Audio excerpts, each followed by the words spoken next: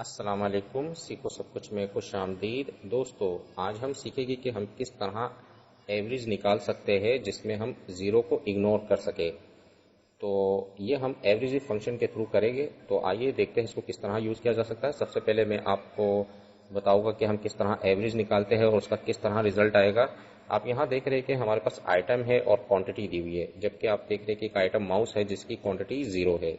اگر ہم ایوریج نکالیں گے تو وہ اس کو 0 کو بھی کاؤنٹ کرتا ہے، تو یہ ایوریج نکالے گا 0 کو بھی مد نظر رکھ کر، کیونکہ یہ تمام کو پلس کرے گا اور ڈیوائڈ کرے گا 4 سے، تو اس طرح یہ ایوریج نکال کر لائے گا۔ تو پہلے اس کو ہم یوز کر دیکھ لیتے ہیں۔ میں نے ایکوال ٹو ٹائپ کیا اور ایوریج ٹیپ کی پریس کریں گے اور یہاں سے میں نے سلیکشن کر لی، اور جیسے ہی میں انٹر کروں گا تو 30 آ گیا۔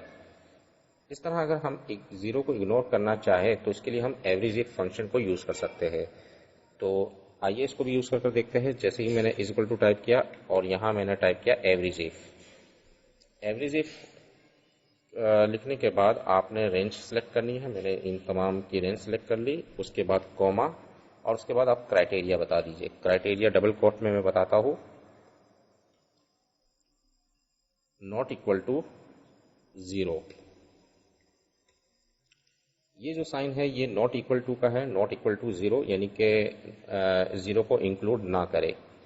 تو جیسے ہی میں اس کو بریکٹ کو کلوز کر انٹر کرتا ہوں تو آپ دیکھیں گے کہ اس کا ڈفرینٹ ریزلٹ آیا، یعنی کہ اس نے 40 لے کر آیا۔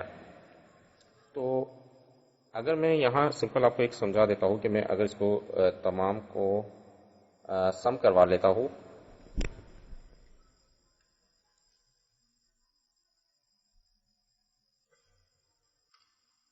تو 120 آ رہا ہے۔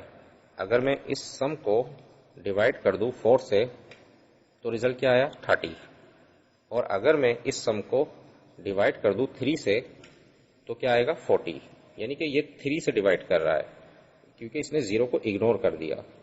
تو اس طرح آپ ایوریج فنکشن کے ذریعے 0 کو اگنور کر سکتے ہیں اور ایوریج نکال سکتے ہیں۔ تو دوستو امید ہے کہ ویڈیو آپ کو بہت پسند آئی ہوگی۔ لائک کو سبسکرائب کرنا مت بھولیے گا۔ دوستو آپ میرے چینل کو سبسکرائب ضرور کیجئے تاکہ کوئی بھی نئی ویڈیو آئے تو اس کا نوٹیفیکیشن آپ کو مل جائے۔ Thanks for watching. اللہ حافظ۔